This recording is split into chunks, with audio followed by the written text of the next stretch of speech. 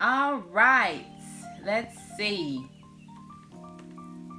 I am over here tinkering on my laptop because, like I told y'all in my last post, I'm going to be sharing more videos and audio clips as opposed to engaging and interacting on traditional social media sites. So I am recording the audio on my laptop. And for those of you who are looking on YouTube, this is my microphone down here in this bottom corner. But I wanted to quickly get in front of you all and share something that's been like on my mind maybe the past 2 or 3 weeks, and I knew it was what I wanted to present the next time I got before you all.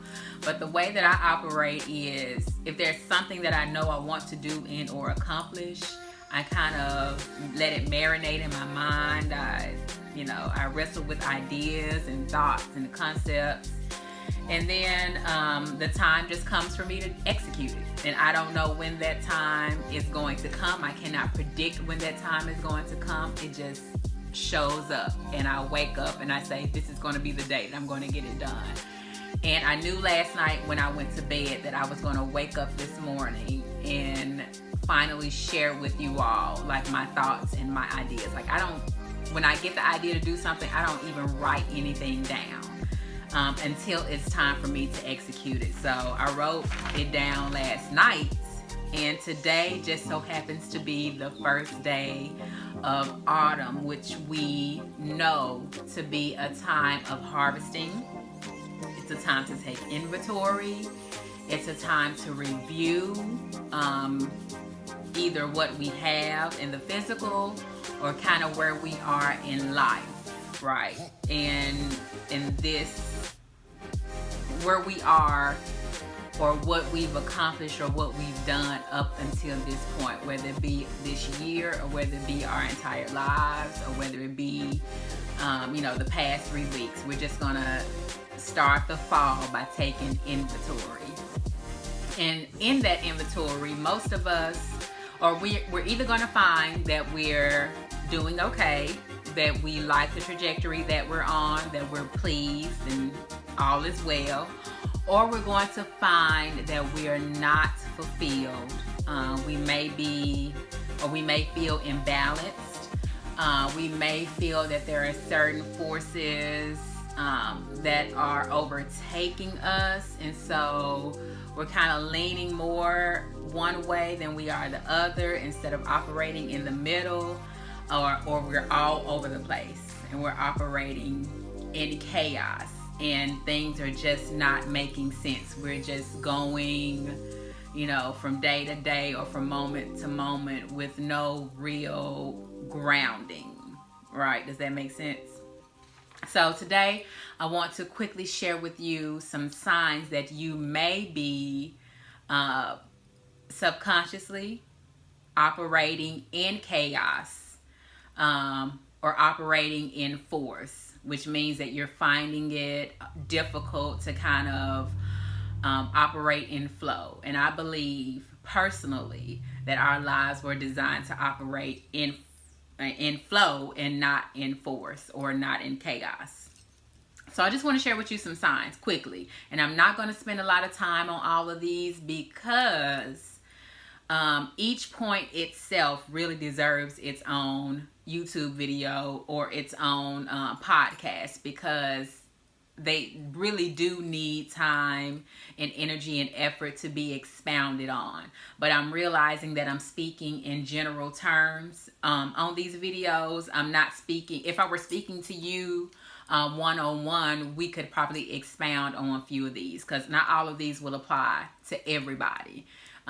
Maybe 1 or 2 will apply to you, maybe just 1, maybe you'll find all 8 to be true. So I'm not going to expound on all of them, but if you want to, set up a meeting or a consultation so we can talk about some things, let's do it. But I'll share that with you at the end. So here, 8 signs that you may be unconsciously operating from chaos and force. And like I said, I had to write it down because if I didn't, otherwise I'd be going on 10 different tangents in all sorts of directions. And I would be operating in chaos right in front of y'all. But since I wrote it down, I'm not. I'm going to be operating within a flow. So these are in no particular order. And again, like I said, each deserves its own 30, 40, maybe an hour, minute discussion, but I don't have time to do that before you all. So I'm going to quickly maybe give you a sentence or two about each point. So a sign that you're operating in chaos and force. You believe the answers to your questions are predicated on your connection to external forces, which means that you cannot find within yourself answers to maybe some of your life-altering situations or life-altering questions. If you're unsure about something, you're always maybe, looking up something on your phone. Maybe you're taking a survey that tells you about yourself. Maybe you're seeking other people to resolve what's going on within you, as opposed to understanding that everything that you need to heal yourself is already in you. You just can't uncover it. So that's one sign that you may be operating in chaos and force. Number 2, when it comes to your healing, you find yourself seeking what's hot, what's trendy, what's popular, what's new, because the way that this world operates, and because we're especially North America, we are a capitalistic society. And so when someone comes up with an idea and they believe that it's going to help heal you, they're going to market it and make you pay for it. And they're going to make it the biggest, the hottest thing. For instance, burning of sage. That is something that's very trendy right now, whereas opposed it was reserved for the indigenous peoples, Native Americans, and even in some African and Middle Eastern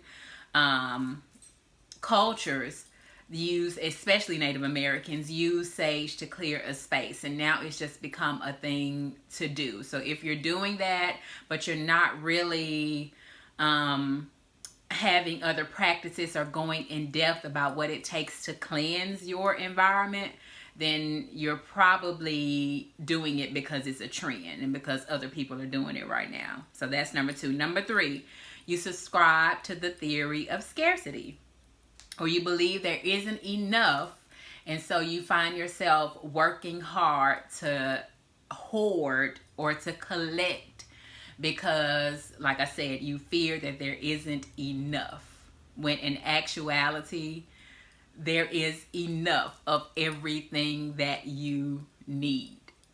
I promise you there is. And I struggled with this like a few weeks ago concerning my vegan diet. And I can share that at another time. I'm not going to share it now. But I was operating from a place where I felt like I wasn't getting enough. And so I was reminded, God reminded me that, Kim, everything that you have enough. Like, you have enough fruits and vegetables in this world for you to enjoy this vegan lifestyle. Anyway, so that was number 3. You subscribe to the theory of scarcity when truly there is enough. Number 4, the bad things that happen in your life, you attribute them to other people and other people's impact on you, as opposed to looking at yourself. True enough, people will do things that impact you in some way, but you have authority and control over how you respond and how you react and how you move to anything that's coming towards you. It's a fact. You do. But if you find yourself always, talking about haters and how people just, are always doing things that are contrary to you and all that good stuff, you're operating in chaos and you're operating in force. All right, number 5, your purpose in life has yet to be revealed. Considering the arc of the human lifespan, and this is not true for everybody, but for most of us, when we get into our 20s and our early 30s, that's about the time we should be, inclined to focus, and maybe not even focus, but inclined to think about what our purpose in life is. And this is something I want you to really know, because I see a lot of people operating in this way. Your purpose is not a destination. Your purpose is not an apex at the top of a mountain that you put a flag in and you say, look, I made it, I'm done, I can go back down now. Your purpose is not something that you can touch. It's not you saying, look, I wrote this book, my purpose is fulfilled. Your purpose is more of an emanating energy that affects those around you. And because it affects those around you, it eventually affects the world, and it shifts the atmosphere. And not just around you, but it shifts the entire atmosphere, like, of the entire universe. It's true. It really does. Your purpose is not an end goal. It's not a destination. It's a journey that stays with you, and it evolves and it changes, right? It does. All right. So if your purpose has yet to be revealed, it's possible you're working in force and operating in chaos. All right. Number 6, you are not resting well at night. Whether you're getting, some people can operate out 5, 6, 7 hours. Traditionally, we believe we need 8 hours of sleep in order to, to be well the next day, and to have that, that gusto that we need for the next day. So regardless of how many hours of sleep that you get, if you're waking up and you're still tired, or you're groggy, or you're not at your best self, your morning time, for those of us who work, during the day, who sleep at night, because I understand some people work at night and sleep at day. But when you wake up, and sleep during the day, but when you wake up from that 5, 6, 7, 8 hours of rest, and you're still tired, it's possible that during the day, you're not operating at optimum capacity. So you're probably like all over the place during the day, and you're not resting well at night. All right, number 7, and again, like I said, y'all, these are in no particular order. Some of them may be true for you, they may not be. So just take it with a general attitude. Number 7, you're uncomfortable in quietness and or solitude, and you may find it difficult to sit still and do nothing. Y'all, this is true. This was true for me. I used to wake up every morning and automatically get up and go, because even on mornings where I didn't have anything to do, because I just found it difficult to just lay in bed and do nothing. And now, since this spiritual awakening, I have shifted so much so where I even spend time in my living room, which is where I am now. I have not turned my TV on, I don't know how long. I sit here and I do nothing. I may listen to a podcast, I may listen to some music, I don't get on my phone, or I may just sit here in complete quietness and darkness and just sit with my thoughts and be okay with the fact that I am not accomplishing anything. That is a hard point for a lot of us to get to. It's difficult because most of us, especially women, we feel like we should be doing something. Like we feel like our hands should be busy. But men have no problem sitting down on the couch, drinking a beer, watching their sports games. Yeah, but for women, I don't know why we find it difficult to do that. But anyway, we do. But if that is uncomfortable for you to be alone, in solitude, or if it's uncomfortable for you to sit and do nothing and maybe just enjoy whatever moment you're in, it's possible that you're operating in chaos, okay, during other moments of your life. All right, last one. The digital world consumes your free time, or dang near your entire existence. And this is something that I see to be prevalent amongst my generation, yes, but especially amongst the younger generation, Madison's age. Their phone is an extension of their hand. It is. And I tell Madison all the time, make sure you are spending quiet time without your phone. Or make sure you are spending time with your friends without your phone. Put it down. And it's difficult and it's hard. And believe it or not, there are studies that have been done that have shown that social media sites were created for you to do this everlasting, it keeps you connected to it, this everlasting scroll. Like, even when I stopped spending time on, as much time on Facebook and Instagram, I went to YouTube a lot to watch a lot of videos on different topics. And there were days where I found myself just scrolling on YouTube. Like, I knew something was going to come up that would pique my interest, but I would scroll forever and nothing really piqued my interest, and I would have to snap out of it and say, Kim, put your phone down. Right? It's really not serving a purpose right now. So if you find yourself consumed by your phone or your laptop or what's going on with the digital aspects of your life, then it's probably because maybe you're operating in chaos and in force. All right. In my show notes or in my post on Instagram and Facebook, I kind of talked about Source and how Source created us.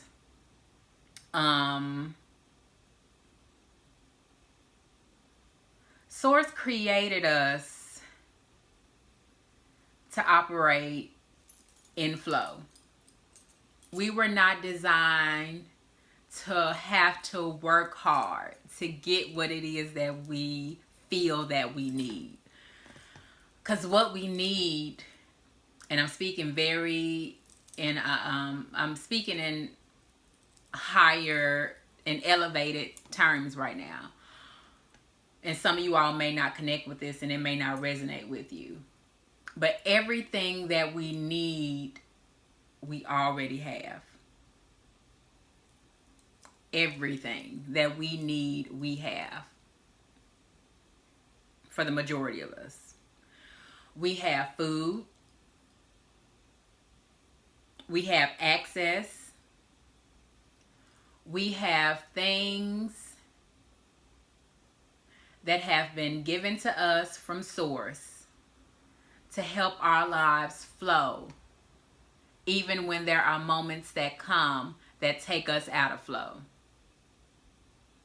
Okay? So right now I want to talk a little bit about Source. And I'm calling it Source because I am a Christ follower and I know my source to be God. Some of you all may call your source Holy Spirit. You may call it the Great Spirit. You may call it, some of y'all call it the universe. I'm not here to tell you what's right and what's wrong. That's your own personal journey. Me personally, my source is God. So I'm just going to say source going forward, and every now and then I'll interject God just to make it make sense from where I'm coming from. But I wanted to share with you 3 ways for you to connect to your source, whatever you define your source to be. The first thing is to get curious about your source. Ask your source questions.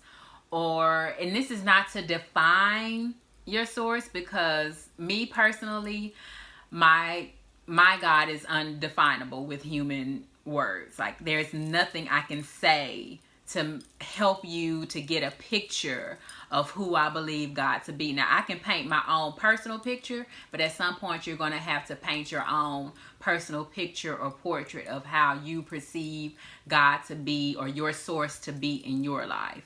And so lately I've been super curious about source and how my source created me to be, and how my source created me to operate. And one thing I know to be true, and I had to write this down, like I stated before, as a Christ follower, I believe God can't be defined with human words. God does not seek to be understood.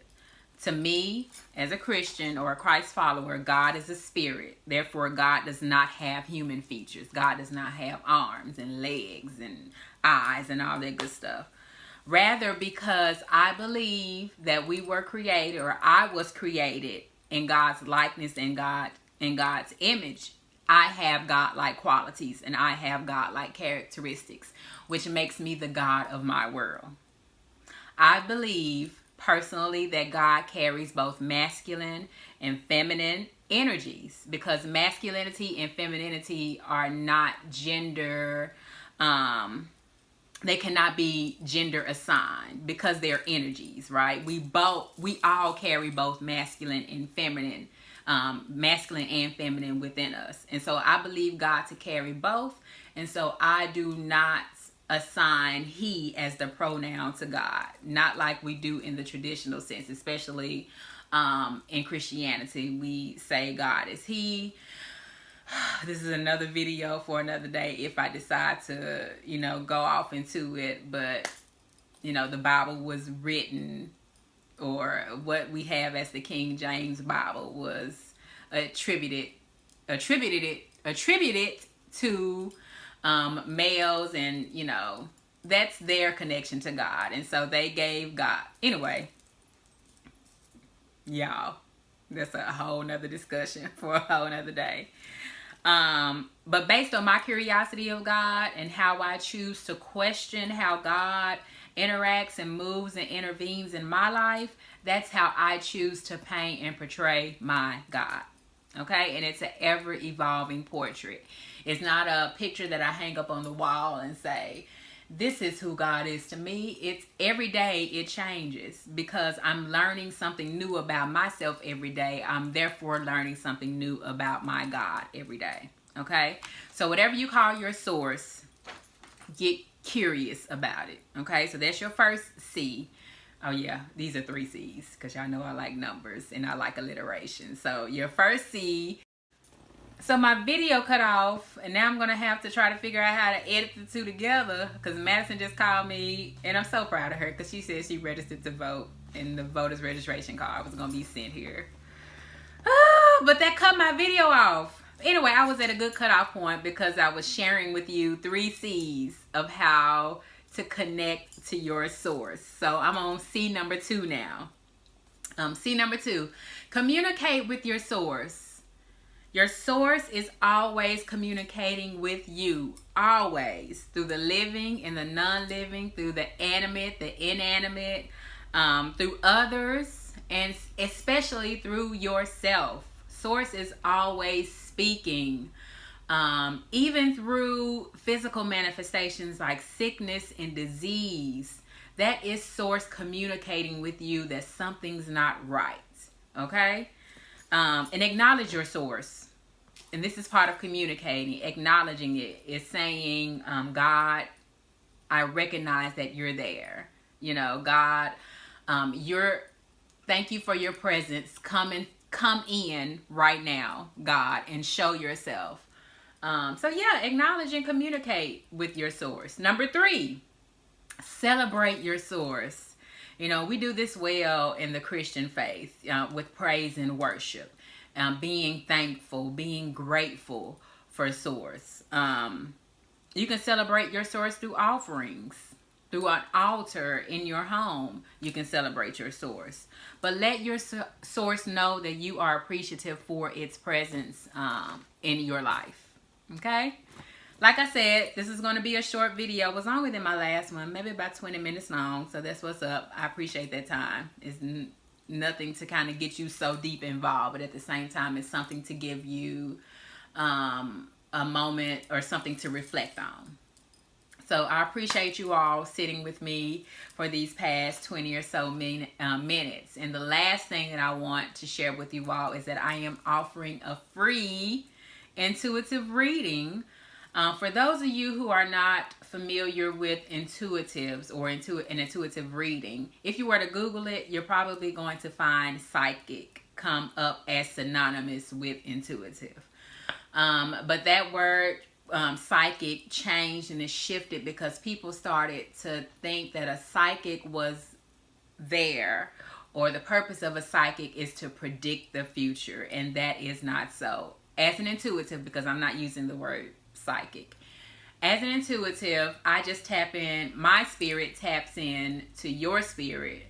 And from that engagement, I'm able to get an idea of where you are, what it is that you want, and maybe what I see that can be done to kind of shift where you're going. And I can also see, and I'm probably going to say this every video, I can see what's not being shown, and I can hear what's not being said.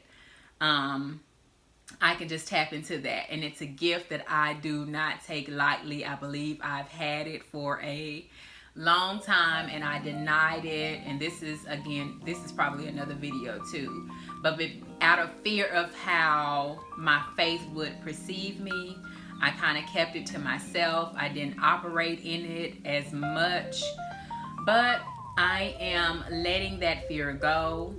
And over time, you all are going to see me operate more in my gifts as an intuitive. But I am offering a free 30-minute intuitive reading. It is not a psychic predict the future type reading. It is a, like I said, gauge where you are now type reading. And let's come to some ground on how to get you or to get your life shifted in such a way where you are practicing good health habits in your mind, your body, and your spirit. So I don't just want to do a reading. And another thing, I'm not going to be using tarot cards, because tarot cards are the traditional divination tool for most intuitives. I'm not going to be using that. I'm going to be using some other practices or some other modalities to tap into spirit, to tap into your spirit and a higher spirit, so we can get to, you know, a plan for you to kind of help you shift your life. So I'm going to share with you all in the show notes or in other places, maybe on my website. I'm only going to be doing one, and I realize I'm going to be getting, because I want the first person who emails me and tells me how you've been operating in force. That first person that emails me and shares that with me is going to get the free reading. But I realize there are going to be other people who will be emailing as well, because you don't know if you're the first person or not. I'm going to respond to everybody, but the submissions must be submitted by the end of the day tomorrow. But I'll have details and everything, like I said, in the notes and in other places, so that you all know that I can't do it for everybody. It's just the first person. And we'll talk about details of that first person who wins the opportunity to get a free intuitive reading. And you really do have to be open to the experience, but I'll talk about all that later. So thank you all for joining me, and hopefully I find a way to seamlessly connect the pre and the post Maddie phone call and it works out okay. In the meantime, y'all be well, y'all be balanced, make sure you're breathing, and y'all be blessed. All right, bye-bye.